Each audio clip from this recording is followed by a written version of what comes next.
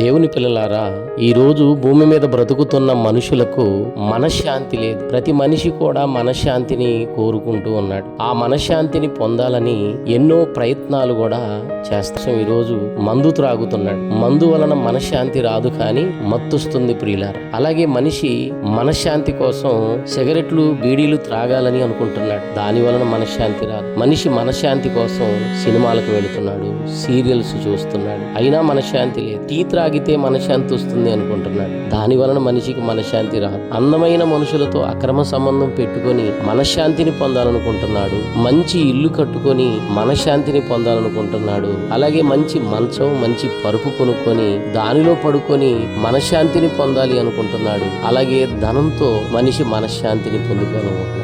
కానీ వీటిలో వచ్చే మనశ్శాంతి అది తాత్కాలికమైనదే ప్రియమైన దేవుని వల్ల. అయితే మనిషికి మనశ్శాంతి కావాలి అంటే ప్రతి మనిషి కూడా యేసుక్రీస్తు దగ్గరికి రావాలి.